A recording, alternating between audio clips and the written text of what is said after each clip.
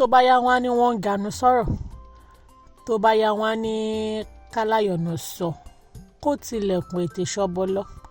Bẹ́ẹ̀ bá bú mi kẹ́ ẹ bú mi, bẹ́ẹ̀ sọ̀rọ̀ sí mi kẹ́ ẹ sọ̀rọ̀ sí mi, èmi á ganu sọ̀rọ̀ yìí, màá sọ tèmi toró di dandan káwọn olólùfẹ́ wa níkànnì Yorùbá Gidi TV kí wọ́n mọ kúlẹ̀kúlẹ̀ ọ̀rọ̀ yìí. Ó pọn dandan fún mi kí n ṣàlàyé yékéyéké fáwọn olólùfẹ́ wa tó wà níkànnì Yorùbá Gidi TV tí wọ́n ń subscribe, tí wọ́n ń comment, tí wọ́n ń like fídíò wa nígbà gbogbo, kó mọ bí gbogbo ọ̀rọ̀ yìí ṣe lọ. Àwọn wo ló bí i, níbo ni wọ́n bí i sí, báwo ló ṣe wá ṣègbésí ayé ẹ̀ tó fi wá rí báyìí tó jẹ́ pé lọ́sàn-án lóru láàárọ̀ nífẹ̀ẹ́ rẹ̀ ọ̀rọ̀ ẹ̀ ló ń sọ. Òun lè ní òun lánàá bí ẹkùn apọkọjẹ. Oríṣiríṣi ọ̀rọ̀ ló ti lọ lórí ọ̀rọ̀ ẹni tí mo fẹ́ ṣàlàyé fún wa yìí o. Àmọ́ ẹ mọ̀ pé àwa máa wádìí gbogbo ohun tó ti lọ. A máa wádìí ohun tó ń ṣẹlẹ̀ lọ́wọ́. A máa wá yọ èyí tó jó òótọ́ ọ̀rọ̀ nú ẹ̀. Kò mú òkun ẹ̀ la máa yọ jáde fún wa tá a máa mú wá sétí ìgbọ́ yín àti ojú òwòrán yín níkànnì Yorùbá Gidi TV. Láyéláyé fáàbàdà àní bá wọn hèèrà tí ò lọ́mọ nú. Bẹ́ẹ̀ bá ní mo ganu sí i ni o.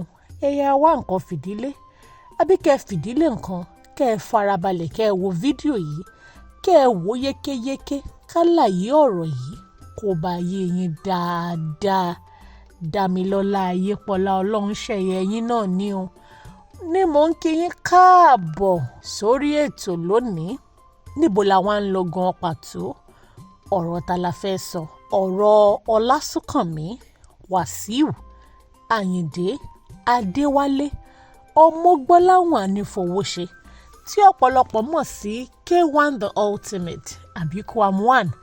Ibẹ̀ là ń lọ o. Ṣé ẹ rí i pé lóòótọ́ ló yẹ kí n ganu sọ̀rọ̀ yìí? Ó yẹ wá máa bá mi lọ. Wasiu Ayinde lọ́pọ̀lọpọ̀ mọ̀ sí. Ǹjẹ́ tí ẹ mọ̀ pé ọmọ ìpínlẹ̀ Ògùn ni? Àmọ́ ìpínlẹ̀ Ògùn kọ́ ló bí sí. Ìlọ́ ti yá mi. Oníbodè Àpòmù. Ọlásùnkànmí Wasiu Ayinde Adéwálé Ọmọgbọ́láwọn Anífowóṣe tí ọ̀pọ̀lọpọ̀ mọ̀ sí K1 the Ultimate àbí Kwam1 ni wọ́n bí ní ọjọ́ kẹta oṣù kẹta ọdún 1957 sí agbègbè Àgàràwú tó wà ní ìpínlẹ̀ Èkó lórílẹ̀‐èdè Nàìjíríà, ṣùgbọ́n ó jẹ́ ọmọ ìpínlẹ̀ Ògùn. Bàbá tó bí Wasiu Ayinde òun ló wá láti agbègbè tí à ń pè ní Ìjẹ̀bú Òde. Àwọn kan sì máa sọ pé Ìjẹ̀bú Òde kúrò lágbègbè odindi ìlú ńlá ni. Bàbá rẹ̀ wá láti Ìjẹ̀bú Òde. Ìyá rẹ̀ wá láti ìlú Péjú ní ìpínlẹ̀ Oǹdó. Láti kékeré ni Wasiu Ayinde ti mọ̀ pé òun fẹ́ràn láti máa kọrin o. Àmọ́ àwọn òbí ẹ̀ ní rárá o, ilé ẹ̀kọ́ la rán ẹ lọ. Ilé ẹ̀kọ́ yìí gan ló dẹ̀ máa gbájúmọ́. Ìgbà tó máa pọ́ ọmọ ọdún 8, ó ń jẹ́ káwọn òbí ẹ̀ mọ̀ pé ọ̀rọ̀ orin tóun nífẹ̀ẹ́ sí yìí ó kọjá kèrèmí o.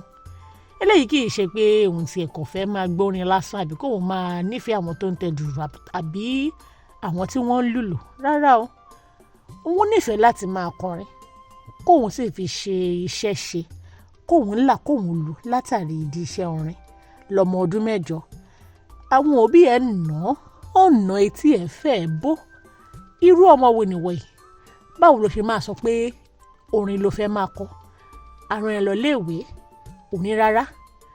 A ní kó kọ́ṣẹ́, òní àfiṣẹ́ orin yìí lọ́dọ̀ táwọn kọ́ ni gbogbo eléyìí ṣe máa lọ. Wọ́n ṣà ń bá ọ̀rọ̀ yìí fà á ọdún kìíní, ìkejì, ìkẹta títí tí ó fi pé ọdún 7 lẹ́yìn èyí àsìkò táwọn ń sọ yìí. Ọmọgbọ́láwọn Wasiu Ayinde ti pé ọmọ ọdún 15, 15 years. Àwọn òbí ẹ̀ rí i pé ó ti bẹ̀rẹ̀ sí ní gba oríṣiríṣi àwọn ẹ̀bùn látàrí àwọn ìdíje tí wọ́n ń ṣe lágbègbè wọn. Wọ́n wá ń wò ó pé abọ́mọ yìí mà fẹ́ mú àlá tó sọ pé òun ní ń pa iṣẹ́ orin yìí. Ṣé kìí ṣe pé ó fẹ́ mú ṣẹ̀ṣá? Ó ṣà ń wò ó. Ìgbà tó yá, Wasiu Ayinde di ìkan lára báǹdì, ìyẹn ẹgbẹ́ olórin Síkírù Àyìndé Barrister tó dolóògbé. Báǹdì yìí ló ń porúkọ rẹ̀ ní The Supreme Fuji Commanders. Ó wà ní inú báǹdì olórin yìí látọdún 1975 di ọdún 1978 ṣùgbọ́n kì í ṣe pé báǹdì ló ti bẹ̀rẹ̀ o kó tó di pé ó di ọmọ báǹdì tọ́jọ́ ń kọrin káàkiri òun ló ti di ẹni tó máa ń bá wọn kó irinṣẹ́ orin láti ibìkan síbìkan ní gbogbo ìgbà tí wọ́n bá ní òde ìyẹn instrument packer bẹ́ẹ̀ ni Wasiu ṣe bẹ̀rẹ̀ o ẹ rí i pé ó mọ̀ pé òun fẹ́ joyin inú àpáta kò wẹnu àáké ó bẹ̀rẹ̀ láti ibi pẹlẹbẹ láti mọ́ ọ̀lẹ rẹ̀ jẹ ní ó fi instrument packer bẹ̀rẹ̀ látìgbà yìí ó di ẹni tó di ọ̀kan lára àwọn olórin àtọmọ ẹgbẹ́ olórin Ayinde Barrister ó wá lọ bá Ayinde Barrister pé òun náà fẹ́ máa jẹ́ Ayinde o Wasiu Ayinde kó fún òun ládùúrà Ayinde Barrister sì gbàdúrà fún lòun náà bá dẹni tí wọ́n ń pè ní Wasiu Ayinde Marshal lásìkò yìí o kò tí ì di K1 the ultimate nígbà náà ṣé mọ̀ pé mo sọ fún yín pé ìgbà tó ti wà lọ́mọ ọdún 8 ló ti fẹ́ràn orin kíkọ ìgbà tó pọ̀ ọmọ ọdún 15 táwọn òbí ẹ̀ rí i pé ó ti ń gba àmì ẹ̀yẹ ìdálọ́lá àwọn èèyàn ti ń fún un lówó ra nǹkan fún lọ́mọ ọdún 15 lọ ní bóyá káwọn máa wò ó ìgbà tó tiẹ̀ máa wá pọ̀ ọmọ ọdún 18 years ó fi ilé ẹ̀kọ́ girama lẹ̀ ní pòun ò lọ́mọ́ òun fẹ́ lọ jókòó ti Síkírù Àyìndé Barrister níṣẹ́ kóun náà wá di ẹni tí gbogbo ìlú mọ̀ kó di ìlú mọ̀ọ́ká láti instrument packer ó di ọmọ báǹdì ìgbà tó máa di ọdún 1980 Wasiu Ayinde K1 the ultimate ó ṣe àwo kan jáde ibẹ̀ ló ti fi tàlàsó beat ló fi kún ìjó Fuji ọdún 1980 ní o báwọn èèyàn ṣe gba tijó yìí nìyẹn ó gba tìlù yìí wọ́n bẹ̀rẹ̀ sí ní pé Wasiu Ayinde ní tàlàsó nígbà mi gbọ́ tóun náà bá ń kùnrin á lóun tàlàsó wẹ́sẹ̀ ibẹ̀ ló ti bẹ̀rẹ̀ o tàlàsó in London ìyẹn jó fún mi máa ìdíyà mi ẹ rántí àwọn orin yẹn bẹ́ẹ̀ ni ó wà lára àwọn orin tó jẹ́ kí ọ̀pọ̀lọpọ̀ èèyàn kí wọ́n mọ Wasiu Ayinde kì í ṣe pé Wasiu Ayinde ló gbé Fuji dé orílẹ̀-èdè Nàìjíríà báwọn èèyàn kan ṣe máa ń sọ rárá o lóòótọ́ látọdún 1960 òun ni orin Fuji àpàlà sákárà àtọ̀pọ̀lọpọ̀ orin ló ti ń lò ó lórílẹ̀-èdè yìí ṣùgbọ́n Wasiu Ayinde ló fi tàlàsó ló fi kún Fuji ló di tàlàsó wẹ́sẹ̀ ṣé ń bá mi lọ ẹ̀yin olólùfẹ́ wa ní ìkànnì Yorùbá Gidi TV kó tó di 1980 Wasiu gbé ọwọ́ kan wọ́n máa ń sọ pé ọwọ́ gẹ̀ǹgẹ̀ báyìí ló ń ṣáájú ijó ó dá orin tirẹ̀ kọ àbọ̀dé mẹ́kà ló pé àbọ̀dé mẹ́kà yìí ó fi kọ́kọ́ wo bílẹ̀ ṣe máa rí ní 1980 ó kọrin ẹ̀ ṣókí tàlàsó ló gbé wọlé ìgbà tó fi máa rí páwọn èèyàn ti gbàjó wọn ti gbàlú tàlàsó bó ṣe sọ odindi ábọ́ọ̀mù kan kalẹ̀ ní ó pè ní tàlàsó 84 láti gbà yìí làwọn èèyàn ti bẹ̀rẹ̀ sí ní gbàlúgbàjó Wasiu Ayinde ìgbà tó máa dọdún 1994 àwọn kan bẹ̀rẹ̀ sí ní pé K1 the ultimate ní king of Fuji music tó rán pé ní king of Fuji music yìí ò wá túmọ̀ sí pé ọba Fuji ni àwọn kan ní tiwọn wọ́n lọ́ba orin làwọn Saheed Òṣùpá nìyẹn ẹ̀dẹ̀ mọ̀ pé báwọn olórin bá ti bẹ̀rẹ̀ ìjà wọn báyìí ìtàn àwa máa lọ lóríṣiríṣi ni ṣé ń bá wa lọ lórí àlàyé tá à ń ṣe fúnra wa nípa Wasiu Ayinde ẹ ṣeun bẹ́ẹ̀ tí ń fọkàn bá mi lọ lọ́dún 1984 bákan náà Wasiu Ayinde Marshal ó bẹ̀rẹ̀ sí ní rìnrìn àjò láti máa kọrin láti ìlú kan sí ìlú kan ó bẹ̀rẹ̀ global tour ní North America ó lọ sí Europe látìgbà yìí ló ti wá di ẹni tí ó máa ń lọ tour ìyẹn kí èèyàn máa kọrin láti ìlú kan síbì kan káwọn èèyàn sì máa ra tíkẹ́ẹ̀tì kó wá máa wo ijó àti orin tí ó ń kọ. lọ́dún 1996 oríṣiríṣi festival abroad ó ní Wasiu Ayinde ti kọ irú Fuji tí òun ń kọ ẹ mọ̀ pé oríṣiríṣi style ló wà Fuji style ìtọ̀dọ̀ títí ẹ̀ ó kọrin ní Womad festival Womex festival Subs festival àti Troxy festival lọ́dún 1996 bákan náà Wasiu Ayinde gba àmì ẹ̀yẹ ìdálọ́lá wọ́n pè é ní Best African Artist ní WOMAD Festival tó ṣe ní Reading ní orílẹ̀-èdè United Kingdom ní ọdún 2001. Wọ́n fún un lóyè Olúọmọ ìyẹn Golden Child lẹ́kọ̀ọ́ èyí tí the King of Lagos King Adéyínká Oyèkán kejì tó fi jẹ́. Lọ́dún 2013 ó gba Eddie's Hall of Fame Award. Kò tán síbẹ̀ o, láti ìgbà tí Wasiu ti wá ń fi àwo orin síta ló ti ń kọ oríṣiríṣi orin. Kódà Wasiu Ayinde ní over 50 Fuji albums. Kì í ṣe orin wóró kan ló ń pè lábọ́ọ̀mù, èèyàn aṣọ oríṣiríṣi orin á fi sínú kan ló máa pè ní album. Kéèyàn wá ṣe èyí tó lé láàádọ́ta. Lára àwọn orin Wasiu Ayinde ní Vivid Imagination tọ́pọ̀lọpọ̀ máa ń kọ tí wọn ò sì mọ̀ pé tailor iṣẹ́ aránṣọ lẹ́ni yẹn ń ṣe. Wọ́n fi ń kọrin kì í béèyàn bá gbọ́ dáadáa láàmọ̀ pé iṣẹ́ tailor lẹ́ni yẹn ń ṣe. Ilẹ̀kùn ayọ̀, ọmọ Naija, wọ́n tún ń ná Ultimate Melody, Canada 98 Part 2, Ẹ̀yọ̀, Consolidation, Fuji Series, Fuji Collection, Rhythm Com àti ọ̀pọ̀lọpọ̀ orin ni Wasiu Ayinde ti kọ.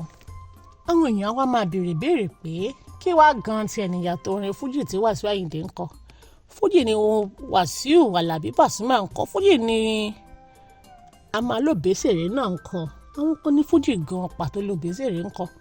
Àwọn kan náà ní Saheed Òṣùpá ń kọ bí Fuji lòun náà ń kọ. Ìyàtọ̀ tó wà láàárín gbogbo wọn ni pé King Wasiu Ayinde ń tiẹ̀ a máa kọ Fuji, a máa kọ mọ́ jùjú, a kọ mọ́ àpàlà, a kọ Yorùbá blues. Abẹ́ mọ̀ pé orin I can't just stop thinking about you my love Yorùbá blues ni. Tẹ́ ẹ bá mọ̀, òun nìyẹn ẹ̀dẹ̀ tí mọ̀ lónìí nìyẹn. A tún wá máa fi àwọn irinṣẹ́ orin kíkọ táwọn èèyàn ń lò nílùú ọba a máa fi kún. A máa tẹ keyboard, electric guitar, saxophone àti ọ̀pọ̀lọpọ̀ nǹkan ló máa ń lò ní ìsìn gan-an. Ìgbà míì a máa ka kéwú nínú orin, ìgbà míì a máa lo àkànlò èdè, ìgbà míì a máa fi gbogbo àwọn àṣà táwọn èèyàn ayé ìsìn ń lò a máa fi síbẹ̀. Àmọ́ o, Wasiu Ayinde lọ́pọ̀lọpọ̀ sọ pé kò jẹ́ nìkan tó ní sùúrù. Ipò àgbà ló yẹ kó wà láàárín àwọn èèyàn, pàápàá jùlọ àwọn olórin tó ń bọ̀ lẹ́yìn. Ṣùgbọ́n torí pé Wasiu Ayinde nínú fùfù kì í gbọ́ kì í gbà, èyí tó bá fẹ́ ṣe ló máa ṣe. Àwọn kọ́dẹ̀ ní irọ́ ni. Wasiu Ayinde jẹ́ ni tó farabalẹ̀, mọ̀ wà fóníwà ló ń jọ̀rẹ́. Mo mọ̀ wá ìwà tẹ́mi lọ́rùn ló ń jẹ́ mo bá ẹ ṣe. Ìgbà kan rí Wasiu Ayinde àti Pasuma tí ó kéré sí Wasiu Ayinde lọ́jọ́ orí ni wọ́n jọ máa ń ṣe wọléwọ̀de. Àgbà nìkan kọ́ ni ọ̀rẹ́ ṣíṣe. Ọmọdé a máa bá gbà ṣọ̀rẹ́, àgbà sì máa bọ́mọdé ṣọ̀rẹ́. Àmọ́ ṣáà ń tó fàjà Wasiu Ayinde àti Wasiu Alabi Pasuma ni pé wọ́n ní Kwam1 K1 the Ultimate ń fẹ́ máa fẹ́ ọmọ Pasuma Wasila. Ìyẹn dẹ̀ ń sọ pé ọmọ tó o ṣe kó mọ́ ẹ̀, ọmọ tó wà ń bẹ̀ ńgbà tí mo bí. Ìyẹn ò lè ṣẹlẹ̀ o. Bí ìyẹn ṣe ń lọ, Pasuma bẹ̀rẹ̀ sí ní pèrè ẹ̀ ní ọ̀gá ńlá one gbogbo Fuji music. Kwam1 yẹn Wasiu Ayinde wò pé ìwọ àti ta níwájú àwọn ta ni. Ó gbé ọ̀rọ̀ ìgbàlẹ̀ ẹjọ́, ọ̀rọ̀ yìí ṣàdìrọ̀ǹtò, wọ́n bá wọn dá sí i. Ariwo lọlẹ̀, ṣùgbọ́n látìgbà náà àwọn méjèèjì ò jọ ń lọ sóde kan náà, oníkálùkù ṣáàyè bá wọn jọ ń ṣèjọba ara wọn. Kò sí bí mo ṣe fẹ́ sọ ìtàn Wasiu Ayinde fún wa tí mi ní sọ̀rọ̀ nípa àwọn nǹkan kan tó yẹ kẹ́ ẹ mọ̀ nípa ìgbésí ayé ẹ̀yẹn personal life ẹ̀. Bá a ti ń sọ lọ́wọ́lọ́wọ́ yìí o, Wasiu Ayinde ní ọmọ tó ń ka wọn lọ bíi 38, 38 children látọ̀dọ̀ ìyá ọ̀tọ̀ọ̀tọ̀. Ohun tá a kọ́ọ́lẹ̀ fi yé wa ni pé lọ́dún 2013 ọmọ Wasiu Ayinde tó kéré jù ní Títí Màṣá bí fún. Yàtọ̀ séyìí, Wasiu Ayinde tún lọ́mọbìnrin 3, Fathia Whitney Anjola Olúwa Màṣá, Wasila Ọlárónkẹ́ Àṣàbí Ayinde, Ìdáyàt Abọ́lájí Anífowóṣe. Ìdáyàt ti ṣèyàwó ń tiẹ̀ òyìn lọ́jọ́ 4 oṣù kẹta ọdún 2014. Ní ọjọ́ tí Ìdáyà ń ṣèyàwó pẹ̀lú Ọlálékan, ilé Wasiu Ayinde tó wà níjẹ̀bú Òde tó jẹ́ ìlú bàbá ẹ̀, ibẹ̀ ló ti ṣe gbogbo fàájì tó pọ̀lọpọ̀ àwọn èèyàn sì wá. Ṣé ẹ tún wá mọ̀ pé ọmọ Wasiu Ayinde Wasila òun ló kú ní ọdún 2017 nílùú Canada ṣùgbọ́n wọn ò sọ àìsàn tó pa o. Bàbá rẹ̀ sì kọrin kì í, ó sọ̀rọ̀ ẹ̀ dáadáa, ó ṣàdúrà fún k'Ọlọ́run túbọ̀ máa bóun gba ààbọ̀ ẹ̀. Yàtọ̀ sí pọ́mọ ẹ̀ ṣaláìsí, àwọn ìyàwó ẹ̀ kan wà tó fẹ́ níṣu lọ́kà tí gbogbo ayé mọ̀, àwọn kan dẹ̀ wà ọ̀nà ẹ̀yìn lọ́gbà wọlé. Ìkan lára àwọn ìyàwó Wasiu Ayinde tó fẹ́ níṣu lọ́kà tó jẹ́ kí gbogbo ayé mọ̀ sí ní Yéwándé tó ń gbé ní orílẹ̀-èdè Canada pẹ̀lú àwọn ọmọ ẹ̀ dásìkò yìí wọ́n sì ń fẹ́ra wọn.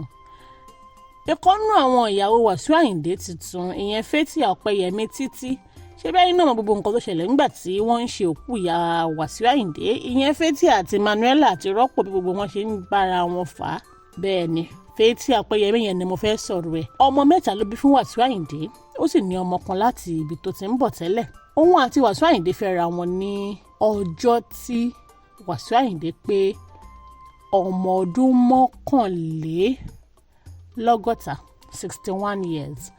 Ó sì ṣègbéyàwó alárinrin yìí níjẹ̀bú Òde nípínlẹ̀ Ògùn nínú oṣù kẹta ọdún 2018 ló fẹ́ra wọn. Àwọn méjèèjì ni wọ́n sọ pé tí ń fẹ́ra wọn ti pẹ́ o, torí ó pàdé ẹ̀ níbi tó ti lọ kọrin. Ó nífẹ̀ẹ́ pẹ̀lú ọmọge wo rèé, ọmọ yìí ó dùn wò, jẹ́ tèmi jẹ́ ń fi ẹ́ ṣàyà. Láti bẹ̀ mà lọ ti mọra wọn rí, ṣùgbọ́n kò lè fẹ́ ńgbà náà síta gbangba torí pé Wasiu Ayinde níyàwó lọ́mọ lórílẹ̀‐èdè Canada. Lẹ́yìn èyí o, Títí tún wá jẹ́ ìbátan ìyàwó Wasiu Ayinde kan tó ti lọ, ìyẹn Ṣàléwá. Àmọ́ ńgbà tí Fathia Ọpẹ́yẹmí ti bímọ fún Wasiu Ayinde ní orílẹ̀‐èdè USA lọ́dún 2013, lọ́n ti wò ó pé tẹ́ ẹ bá máa wí lẹ máa wí, bẹ́ẹ̀ bá ganu sọ̀rọ̀ mi ẹ̀ dákẹ́, bẹ́ẹ̀ bá sọ títí aṣù yín ẹ̀ gbé wa sọ́lẹ̀. Ó fẹ́ Fathia bí gbogbo ẹ̀ ti lọ nìyẹn. Ìgbà táwọn akọ̀ròyìn wá ń bi Wasiu Ayinde pé ọmọ ṣe wá pọ̀ tó yìí tíyàwó náà lọ bẹ̀rẹ̀bẹ̀, àti gbé báwo lè ṣe máa lọ fẹ́ ìbátan ìyàwó yín tó lọ. Ó ní kí ló ń bóun sọ ayé ń ṣerú ẹ̀. Nínú Bíbélì ṣe bí ọba Sólómọ́nì wọ́n ló ní ìyàwó tó nǹka wọn ń jẹ́ 700, ó sì ní àwọn àlè 300. Kò sẹ́nikẹ́ni nínú Bíbélì tó sọ̀rọ̀ Sólómọ́nì láì dáa pé báwo ló ṣe wá fẹ́ ìyàwó tó pọ̀ tó yẹn. Ọmọ mélòó gan lòun tí ì bí, ìyàwó mélòó gan lòun tí ì ní. Kó fi òun lẹ̀ o, kó jẹ́ kóun sinmi ìgbésí ayé òun. Òun ò dí ẹnì kankan lọ́wọ́, òun ò béèrè owó lọ́wọ́ ẹnikẹ́ni, òun ò ní kẹ́nikẹ́ni bóun gbọ́ bùkátà àwọn ọmọ òun. Kò ní kálukú tilẹ̀kùn ẹnu ẹ̀ kó má bóun sọ nǹkan kan rárá. Bẹ́ẹ̀ rí pé alára ọ̀rọ̀ òun. Èwo ni tàwọn tó ń kí pé ó kú àìsàn, ó kú àìwò, ó kú àìmárabalẹ̀. Oríṣiríṣi oyè òun ni Wasiu Ayinde ti jẹ, ṣùgbọ́n oyè ẹ̀ tó jẹ kẹ́yìn báyìí o, òun ni olórí ọmọ ọba Akílẹ̀ Ìjẹ̀bú, èyí tí ọba Dr. Síkírù Káyọ̀dé Adétọ̀nà Aláyélúwà Àwùjalẹ̀ ti Ìjẹ̀bú fi jẹ lẹ́yìn tí olóògbé Ọ̀túnba Ṣùpọ̀mí Balógun tó sílẹ̀ bóra bí aṣọ. Àwọn kan sì máa pè é ní King of Fuji. Mo sọ fún yín lẹ́ẹ̀kan pé ọba Adéyínká Oyèkán tìpínlẹ̀ Èkó lọ́dún 1999 fi jẹ Olú ọmọ of Lagos. Ní ọjọ́ 13 oṣù kìíní ọdún 2020, Aláàfin Ọ̀yọ́ àná ọba Lámídì Adéyẹmí fi jẹ Máyégún sí gbogbo ilẹ̀ Yorùbá. Òun ni Máyégún.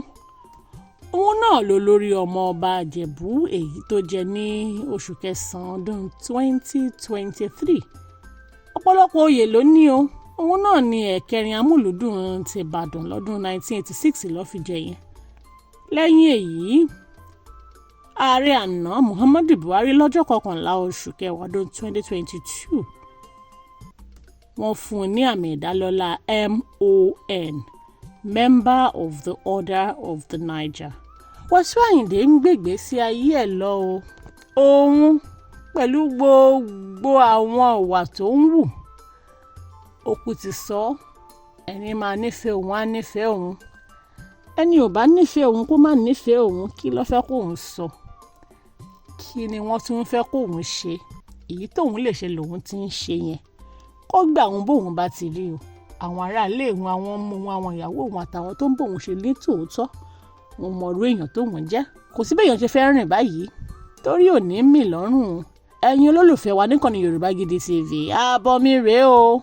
Mo ti ganu sọ̀rọ̀ Wasiu Ayinde. Ṣàlàyé tí mo ṣe ti yé wa yékéyéké. ẹ ṣeun mo tiẹ̀ jẹ́rìí wa pálàyé mi ó ti yé wa dáadáa béèyàn kan bá ń sọ̀rọ̀ Wasiu Ayinde lẹ́gbẹ̀ẹ́ yín ní ìsìn báyìí ẹ sì ní ìmọ̀ tó dájú dáadáa ìmọ̀ tó kún yékéyéké tí ẹ lè fi ṣàlàyé ọ̀rọ̀ fáwọn náà ẹ ṣeun o bẹ́ẹ̀ tí ń nífẹ̀ẹ́ wa nígbà gbogbo àwọn likes comment subscription yín ní gbogbo ìgbà ló máa múnú wa dùn àwa láà máa wọ ẹ̀yin láò máa bá o ẹ láìkí fídíò yẹn kọ́mẹ̀ntì síbẹ̀ kí ẹ tó ṣí ẹ̀ fáwọn èèyàn yín láti mọ̀ pé Wasiu Ayinde òun là mú wa fúnra wa lọ́sẹ̀ yìí ká bá mọ kúlẹ̀kúlẹ̀ ọ̀rọ̀ ìgbésí ayé àti bó ṣe rìn Dámilọ́lá Ayépọ̀lá Ọlọ́runṣẹ̀yẹ lórúkọ mi àwa láà máa wá ẹ̀yin láò máa bá o ó dìgbà kan náà ẹ ṣeun. Bàbá Aládò ọmọ àgbáhùn lálá tí ń pàṣẹ ògùn warawara. Bíná bá rómi àgbàgbé ilé tó fẹ́ jó. Bẹ́ẹ̀ tó bá rómi àgbàgbé ariwo tó fẹ́ pa. Bí ṣòro bá fojú kan Bàbá Aládò, gbogbo gànàgànà ara àṣòro á sì balẹ̀ pẹ̀sẹ̀. Bí ìgbà ògùn náà bá bọ́ sómi tó dákẹ́jẹ́. Kí ni ìṣòro tó sọra ẹ̀ di ọ̀rẹ́ ìmùlẹ̀ sí Ọlọ́run? Àìsàn wo ló ń ṣe ọ tó ń lọ tó ń bọ̀? Tó ní dandan lá ọ̀run oṣù ní àparò kú sí. Bàbá Aládò fúnra ẹkùn ọkọ̀ òkè. Ògbóǹtarìgì nínú ká fi ewé àti egbò tú ọ̀pọ̀lọpọ̀ sílẹ̀. Bàbá Aládò fúnra ó ti dé láti abúlé Aládò ìlú Olórílẹ̀ méje ní ìlú Ìbàrìbà. Ó ṣe pàtàkì kí o tètè kàn sí Bàbá Aládò. Wọ́n bá yín fojú inú fojú àgbà wo tí ń yọ yín lẹ́nu lágọ̀ọ́ ara pẹ̀lú àwọn irinṣẹ́ ìgbàlódé. Ẹ má sì gbàgbé àwọn egbòogi wa tó gbàṣẹ gbòǹtẹ̀ ìjọba. Lego herbal mixture àti host control capsule. Èyí tẹ̀ ń rírà láwọn fámásì káàkiri. Ẹ máa pe Bàbá Aládò 08028121088. 100,000 subscribers. Ẹ ṣé mi o. Ẹ̀yin family wa lórí YouTube. Ẹ ṣé appreciation. Yeah man. Bí irúgbìn ṣe ń dàgbà, Ọlọ́run ni ẹ jẹ́ á kí. Dádì mummy ẹ ṣeun tẹ́yìn ń bomi rin. Ẹ̀yin fáǹsì mi ẹ ṣé o. Yorùbá Gidi ń dàgbà o, Ọlọ́run ni ẹ jẹ́ á kí. Ọgbọ́n rí wa kọ́, Ọlọ́run mà ló ń dùn. Mo dúpẹ́ ṣeun ṣeun o. Brothers sisters ẹ ṣeun, Daddy and mommy ẹ ṣeun, ẹ̀yin onígbọ̀wọ́ wa, ẹ̀yin lẹ ń bomi rin wá. 100K subscribers, thank you ẹ ṣeun. Yorùbá Gidi ń dúpẹ́, àwa mọ̀mọ́ more, àwa mọ̀mọ́ more, àwa mọ̀mọ́ more o. Yorùbá Gidi ń dúpẹ́, àwa mọ̀mọ́ more. Ẹ̀yin ṣàlẹ̀ rí wa wò tẹ́ ń like, ẹ tún comment, ẹ ṣe tẹ̀ ń bá wa pín ká. Yorùbá Gidi ń dúpẹ́, àwa mọ̀mọ́ more. Láti 2022 tá ti ń bá bọ̀ ó tọpẹ́tọpẹ́. Yorùbá Gidi ń dúpẹ́, àwa mọ̀mọ́ more. Ẹ̀yin ṣálì yẹn wá, àwa náà ní tiyín. Yorùbá Gidi ń dúpẹ́, àwa mọ̀mọ́ more. Àwa mọ̀mọ́ more, àwa mọ̀mọ́ more o. Yorùbá Gidi ń dúpẹ́, àwa mọ̀mọ́ more. Àwa màmá more, àwa màmá more. Yorùbá Gidi ń dúpẹ́, àwa mọ̀mọ́ more.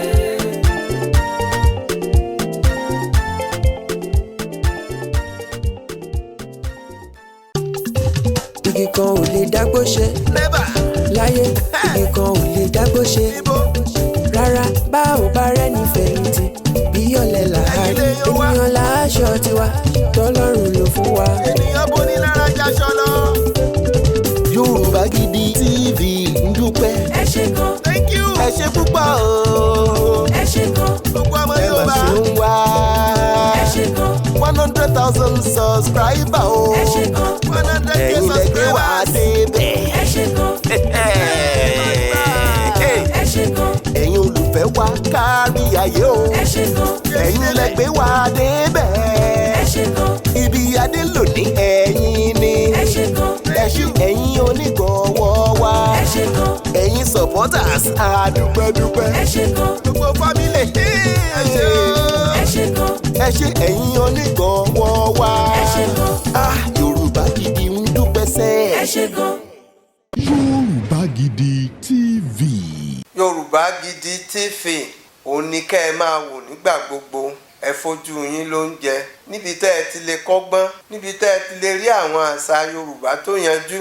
Yorùbá Gidi TV òun ló mú ètò rere wálé ayé, níbi tẹ́ ẹ gbé fẹ́ kọ́gbọ́n, níbi tẹ́ ẹ gbé fẹ́ kọrin. Yorùbá Gidi TV òun ló ń pè yín kẹ́ ẹ máa wò nígbà gbogbo. Yorùbá Gidi TV. ibi tá a ti ń fún yín láwọn nǹkan tẹ́ ẹ fẹ́ àwọn nǹkan tó ṣàǹfààní tó yẹ kẹ́ ẹ máa wò nígbà gbogbo nígbàkigbà ìbẹ̀lẹ̀ wà yìí máa subscribe sí tẹ subscribe sí. Yorùbá Gidi